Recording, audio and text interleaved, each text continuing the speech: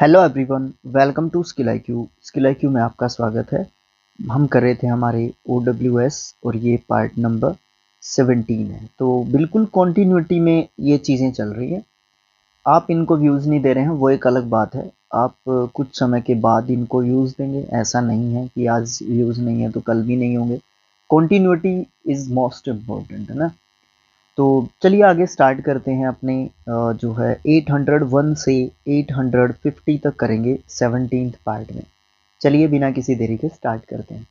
तो फर्स्ट है हमारा that which can not B affected, वो होता है इनडेलिबल। इनडेलिबल एक एडजेक्टिव होगा और इसका मतलब होता है स्टैटिक, बिल्कुल एकदम स्थायी। ठीक है, जिसको क्या नहीं किया जा सकता, इफेक्ट नहीं किया जा सकता। ठीक है, अब मैं आपसे एक चीज पूछ लेता हूँ। ये तो है इफेक्ट और एक होता है अफेक्ट। इन दोनों के बीच में क्या डिफरेंस है?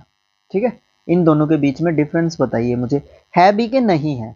अगर है तो क्या है, अगर नहीं है तो मीनिंग क्या है। एक तरीके से आप इनके बारे में मुझे बताएंगे। नेक्स्ट है एक्सट्रीम और indefinite to be adequately described. Described, indescribable. Indescribable, देखो डिस्क्राइब हमारा वर्ड है, ठीक है। इसको नाउन के रूप में भी जानते हैं और इसको वर्ब के रूप में भी जानते हैं। ज़्यादातर इसको वर्ब के रूप में जानते हैं। डिस्क्राइब्ड, डिस्क्राइब्ड इसका सेकंड एंड थर्ड फॉर्म होता है।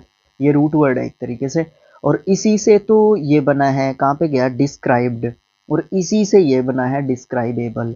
ABLE एंडिंग वर्ड एडजेक्टिव होते हैं, और ईडी अगर इसका सेकंड फॉर्म लिखा हुआ है, आगे इसके एडवर्ब लिखा हुआ है, तो इसका मतलब इसको एक एडजेक्टिव के रूप में एक तरीके से यूज कर रखा है। बट यहाँ पे इसको, ये वाला एडजेक्टिव है, ये नाउन के रूप में यूज कर रखा है। ठीक है, अब देखो बात क्या है। डिस्क्राइब का मतलब होता है किसी भी चीज के बारे में वर्णन करना, किसी भी चीज के बारे में ज्यादा से ज्यादा बताना, डिस्क्राइब करना होता है। तो डिस्क्राइबेबल जिस चीज के बारे में वर्णन किया जा सके, इनडिस्क्राइबेबल जिसके बारे में वर्णन ना किया जा सके।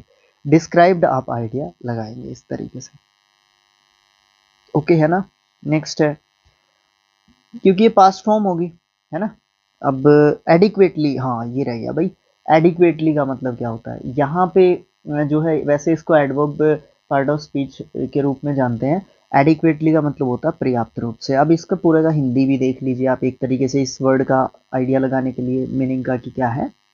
एक्सट्रीम और इनडिफाइनेट टू बी एडिक्वेटली, बहुत ज़्यादा, ज़्यादा या असीमित रूप से किसी भी चीज़ को पर्याप्त जो है ना हो, किसी भी चीज़ के बारे में पर्याप्त ना हो, क्या डिस्क्राइब करना, उसके बारे में वर्णन करना, तो वो इनडिस्क्राइबेबल जो है चीज़ होगी।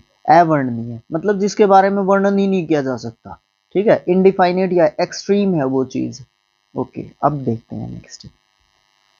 कोई कोई OWS या कोई वर्ड ऐसा होता है जो काफ़ी समय ले लेता है, और समय तो जरूरी है उसको देना क्योंकि उसका हक बनता है, उसकी इंपॉर्टेंस को देखते हुए। ओरिजिनेटिंग और occurring naturally in the place और कंट्री वेयर फाउंड, या फिर नेटिव। नेटिव जो है इंडिजीनियस, ये तो आसान ही वर्ड है, स्वदेशी, इंडिजीनियस आप जानते हैं इसको। उसके बाद है anger about an unfair situation और अबाउट समवंस अनफेयर बिहेवियर, उसको इंडिग्नेशन बोलते हैं। इंडिग्नेशन जो है अन्याय के खिलाफ आप जो है अपने आप को जो है एक तरीके से फ्रस्ट्रेशन निकालते हैं, या आप अपने आप को, आपके साथ कोई अन्याय हुआ है, आपके सामने कुछ अन्याय हो रहा है या हुआ था, उसको, गुस्से को आप जो है काबू नहीं कर पा रहे हैं। वो गुस्सा, वो क्रोध, वो एंगर, वो ईगरनेस, वो जो है इंडिग्नेशन जो है कहलाती है। इंपॉर्टेंट वर्ड है, इसीलिए हमने इसको हाईलाइट किया हुआ है। ठीक है, उसके बाद है a person who is absolutely necessary for someone और समथिंग, उसको इंडिस्पेंसेबल बोलते हैं। अपरिहार्य मतलब एडजेक्टिव वर्ड है। कहने का मतलब ये है कि जो ऐसा व्यक्ति जो सबके लिए जरूरी है, या ऐसी चीज जो सबके लिए जरूरी है, मतलब जरूरत की चीज। Okay, one who works very hard, industrious adjective word होता है इंडस्ट्रियस। इसका इंडस्ट्री से कोई लेना देना नहीं होता है उसी तरीके का, स्पेलिंग भी कुछ उसी तरीके से बनती है। इनको हम WOC की कैटेगरी में डालते हैं, words often confused. Note not fit to eat, उसको इनएडिबल बोलते हैं। एडिबल इसका एंटोनियम हो जाता है जो खाने योग्य हो, और इनएडिबल जो खाने योग्य न हो। that which cannot be expressed in words, ineffable, affable होता है जिस चीज का वर्णन किया जा सकता है। देखो, डिस्क्राइबेबल और इफेबल है ना, इफेबल एक जैसी सी चीज होती है जिसका वर्णन किया जा सकता है वर्ड्स में, ठीक है। वो जो है इफेबल होती है और जिसका वर्णन नहीं किया जा सकता वर्ड्स में, शब्दों में, भाषा में बताया नहीं जा सकता, अवर्णनीय चीज है बिल्कुल एक तरीके से, इफेबल आप उसको कह सकते हो। Someone not fit to be chosen, उसको एलिजिबल कह सकते हैं, अयोग्य है वो। एक और होता है एलिजिबल भी होता है ना इसके लिए, हाँ जी, इन एलिजिबल यही तो है पता नहीं दिमाग कई बार इधर उधर चला जाता है ना। हाँ, एलिजिबल, एलिजिबल होता है योग्य, और इन एलिजिबल अयोग्य। Not fit to be chosen है ना, वो फिट नहीं है उस पोस्ट के लिए, उस पर्टिकुलर काम के लिए, वो इन एलिजिबल है। Showing a lack of skill, उसको इनेप्टनेस बोलते हैं। भाई थोड़ा सा वर्ड की तरफ फोकस करें, आई एन, उसके बाद ई पी, और उसके बाद टी लगा दें, इनेप्ट और नेस के साथ इसको जोड़ दें। जब भी किसी वर्ड के लास्ट में आपको एन ई डबल एस देखने को मिलेगा, जाहिर सी बात है वो नाउन होता है। ये गलत लिखा हुआ है इन्होंने, एडजेक्टिव मत कहें आप इसको, हाँ यूज कर सकते हैं वो कई बार, बट नाउन होता है ये, ठीक है। अयोग्यता, अनेबल टू एक्ट, इनर्ट आप उसको कह सकते हो। अक्रिय है जो क्रिया करने में, किसी भी काम को करने में जो है असमर्थ है। नेक्स्ट पेज पे मूव करते हैं। Something that can not be avoided या सर्टन टू हैपन, जो चीज़ अवॉइड नहीं किया जा सकती, जिस चीज़ को नेग्लेक्ट नहीं किया जा सकता, या फिर जो चीज़ होनी ही होनी है, इनवाइटेबल होता है वो, ठीक है। अटल है वो तो चीज़ होगी ही होगी, इनवाइटेबल, ठीक है। ओके, एडजेक्टिव के रूप में इसको यूज करते हैं। मोस्ट रिपीटेड वर्ड्स में से एक है, 12 बार तो इस बुक के अनुसार रिपीट हो चुका है। Not to be moved by entreaty, देखो सबसे पहले एंट्रीटी के बारे में जानना जरूरी है। एंट्रीटी का मतलब आप कह सकते हैं निवेदन, प्रार्थना कह सकते हैं आप एंट्रीटी का, ठीक है। और क्या कह सकते हैं, विनती कह सकते हैं आप, आसानी से समझने के वर्ड्स हैं, ठीक है।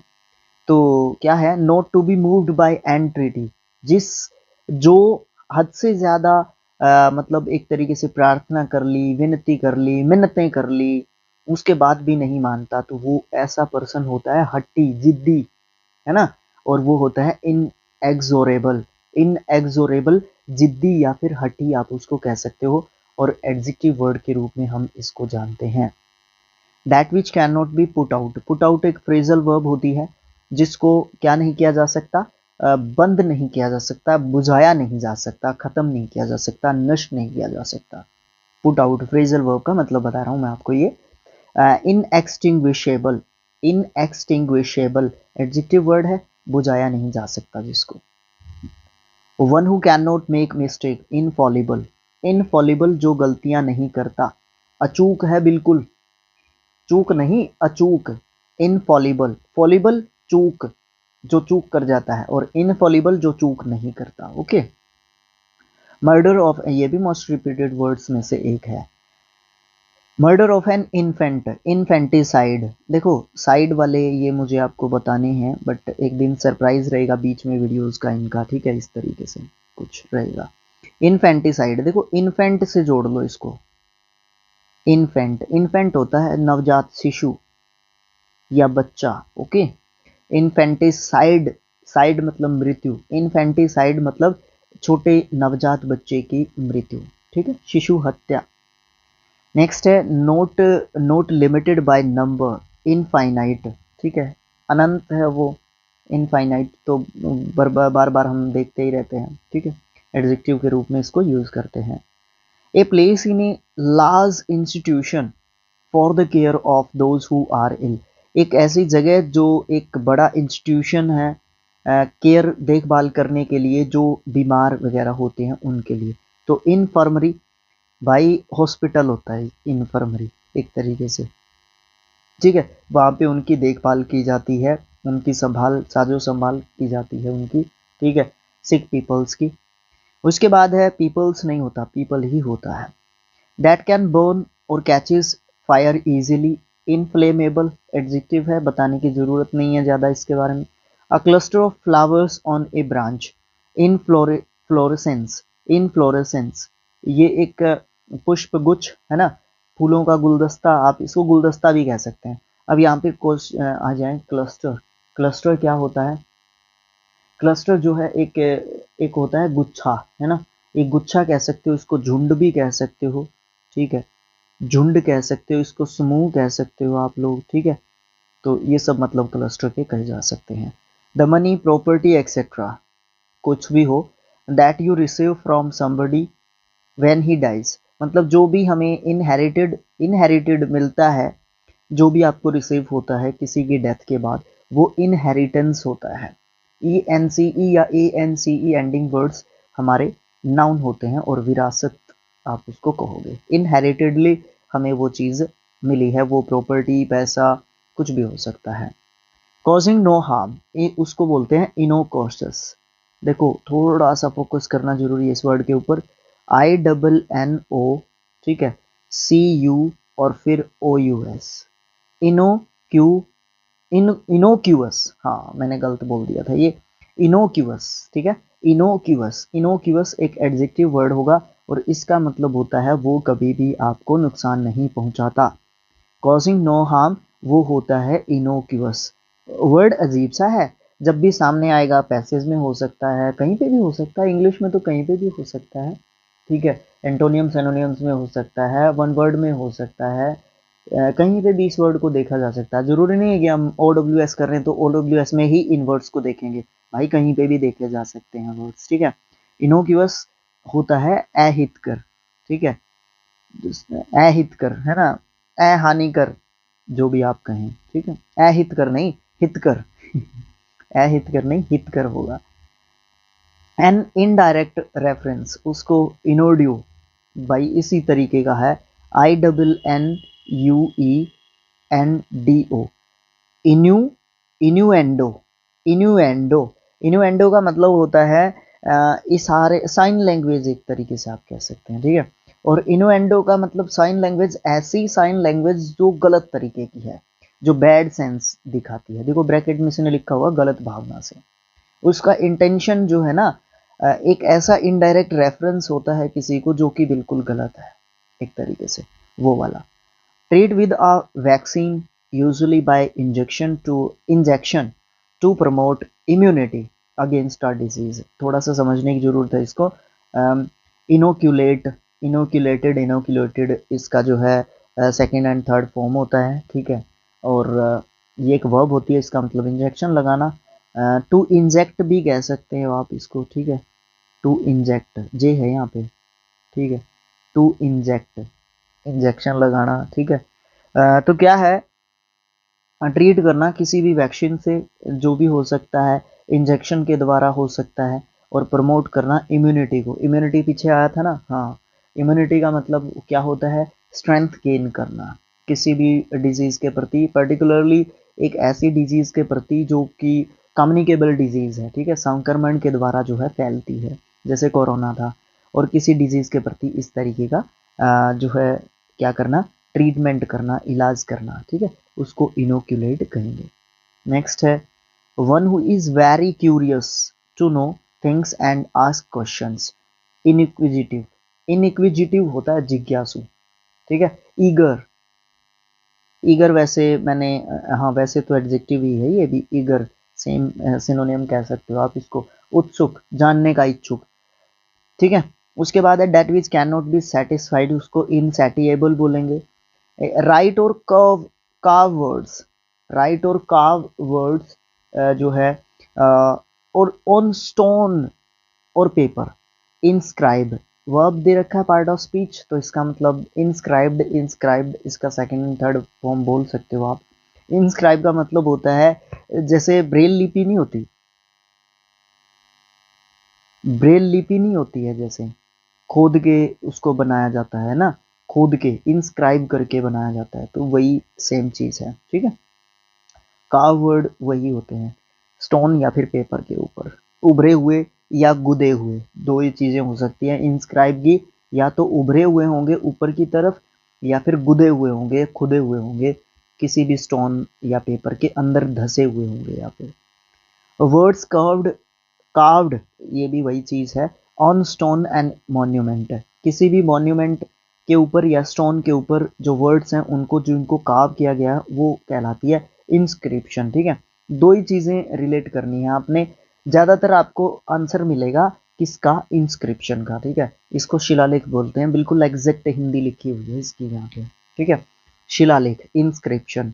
और इंस्क्रिप्शन है ना, कभी भी सिंपल तरीके से लिखे हुए नहीं होंगे। ठीक है, सिंपल पेंट से लिखे हुए नहीं होंगे। पेंट तो मतलब यूज किया जाएगा, या तो वो उभरे हुए होंगे या धसे हुए होंगे। इंस्क्रिप्शन ऐसे होते हैं।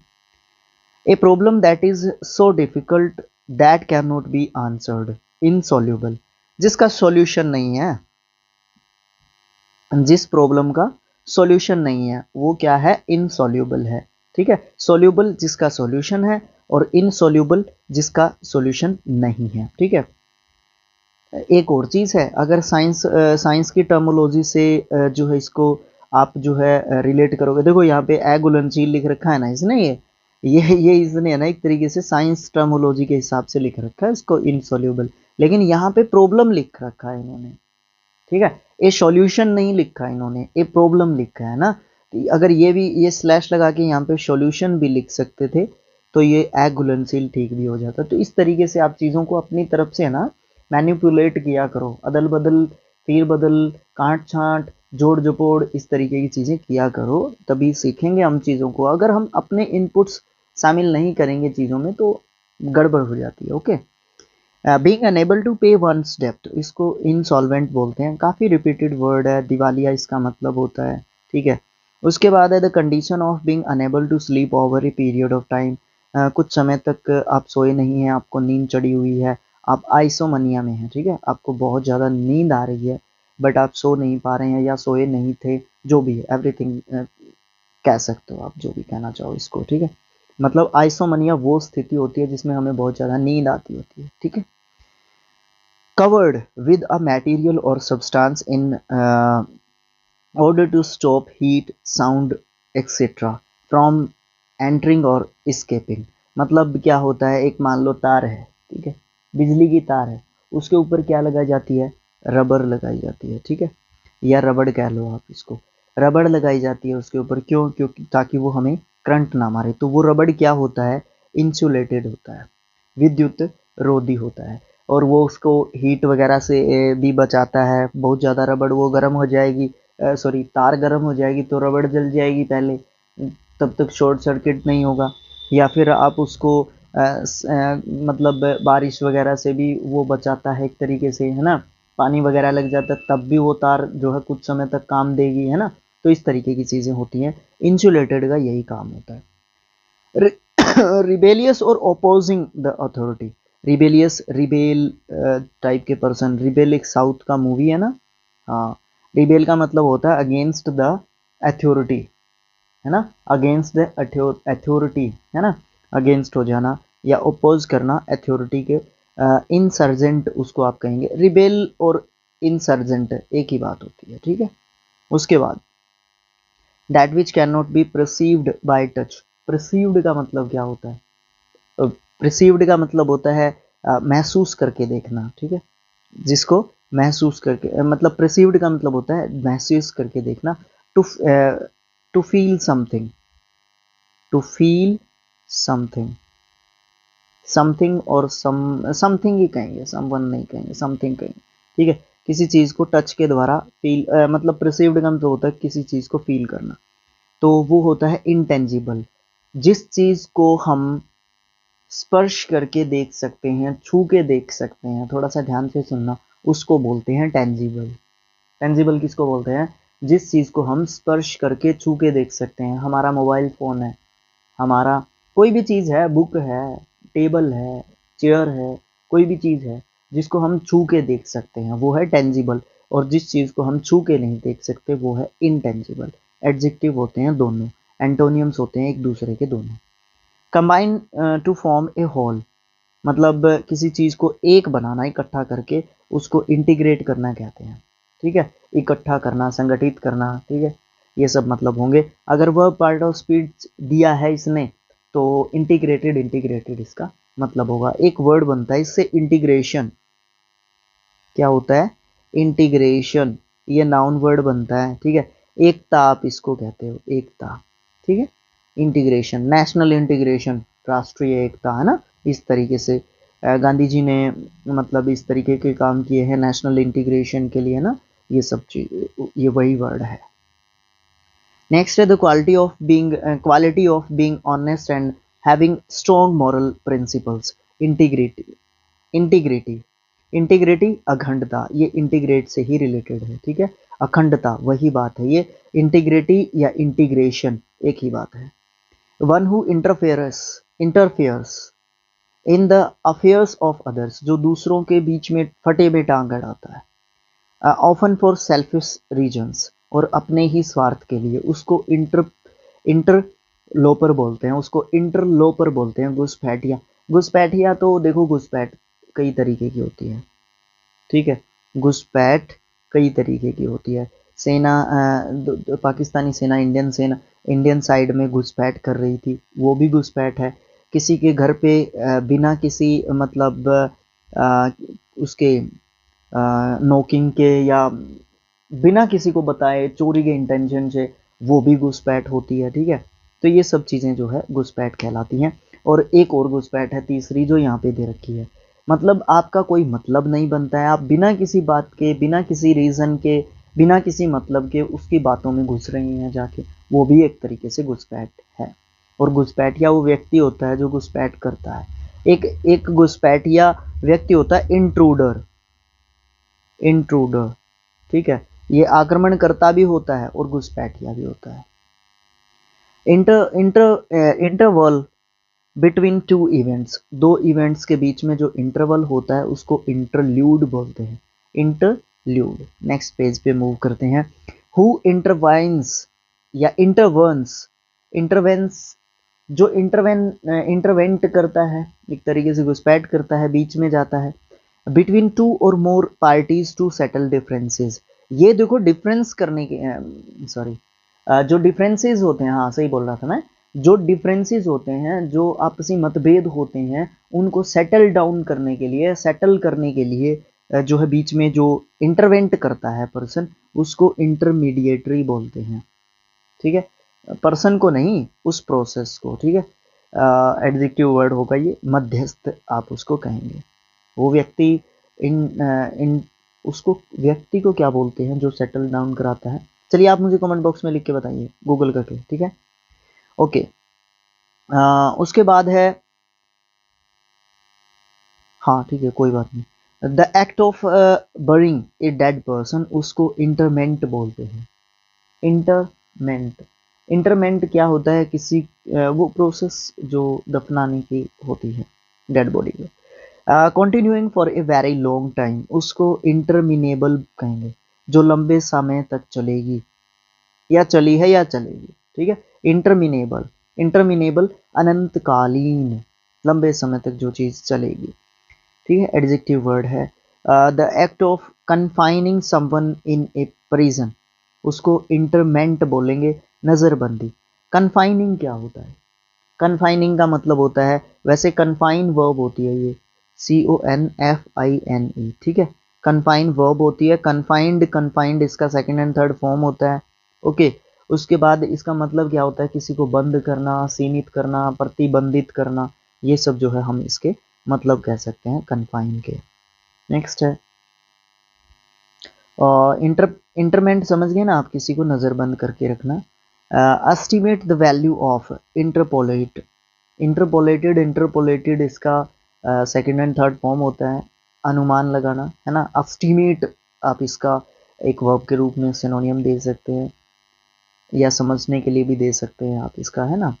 प्लेस और insert between one thing and another, मतलब एक चीज़ दूसरी चीज़, एक चीज़ से कैसे जुड़ती है, या उन दोनों के बीच में जो स्पेस होता है, आपको मैं कैसे बताऊं, एक गेम होता है, वो कुछ जैसे कुछ इस तरीके का यहाँ से कटा हुआ होगा, यहाँ पे इधर वाले में यहाँ पे ये सुराख होगा, ये सुराख इसके अंदर चला जाएगा, तो ये क्या हो गया आपस में, ये क्या हो गया आपस में, इंटरपोज हो गया ये इसके अंदर, ठीक है। तो ये चीजें इस इंटरपोज के कारण या इस द प्रोसेस ऑफ इंटरपोज के कारण ये क्या हो गए, आपस में जुड़ गए एक चीज दूसरी चीज से। Okay, the period between two reasons, दो रीजन्स के बीच में, दो जो क्षेत्र होते हैं उनके बीच में जो पीरियड होता है वो क्या होता है, या फिर आप ये कह सकते हैं दो राजाओं के शासन के बीच में जो पीरियड होता है, इंटर इंटरगनम इंट्रैगनम, ठीक है।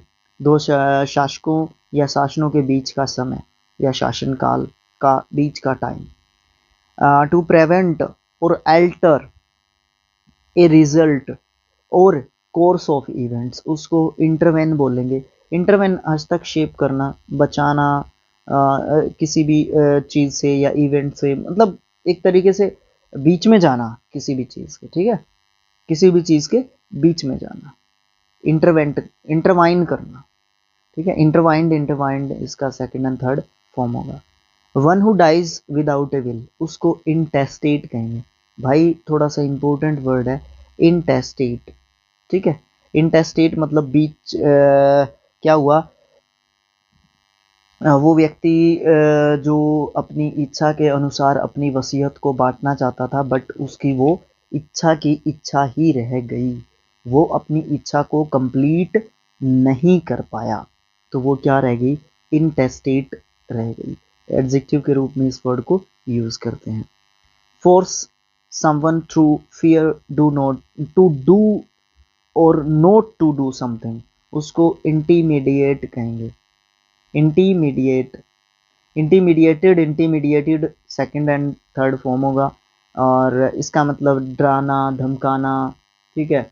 किसी को भयभीत करना, एक तरीके से भय दिखाना उसको कि डर क्या होता है, उसको इंटीमीडिएट कहेंगे। ओके, फोर्सफुली किसी चीज को, किसी काम को करवाना किसी से डरा धमका के। द एग्जामिनेशन और observation of one's on mental and emotional processes.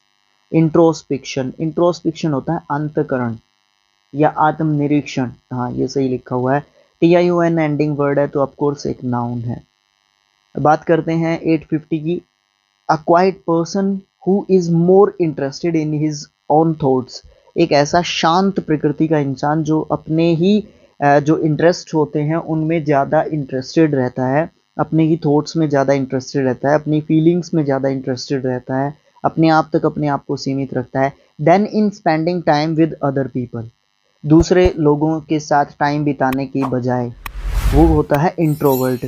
और जो दूसरों के पास या दूसरों के जो अफेयर्स मीन्स जो दूसरों के काम होते हैं, जाके इंटरवेंशन करता है दूसरों के कामों में, वो कौन होता है, वो एक्सोवर्ट होता है, और ये इंट्रोवर्ट होता है, ठीक है। अब बस आज के लिए इतना ही काफ़ी है। तो पार्ट नंबर 17 यहाँ पे ख़त्म हो जाता है। पार्ट नंबर 18 में क्या करेंगे हम, पार्ट नंबर 18 में 851 टू 900 जो है OWS करेंगे। अच्छा लगा है तो शेयर कर सकते हैं आप, ठीक है, दोस्तों के साथ शेयर कर सकते हैं, चैनल को सब्सक्राइब कर सकते हैं, व्यूज़ लेके आ सकते हैं, ठीक है। और तो मैं आपको क्या कहूँ, अगर आपको कोई प्रॉब्लम लग गई है, ठीक है, कोई प्रॉब्लम आती है तो आप व्हाट्सएप चैनल ज्वाइन कर सकते हैं, टेलीग्राम ग्रुप ज्वाइन कर सकते हैं for PDFs and other helps, है ना। तो thanks for watching, thank you so much.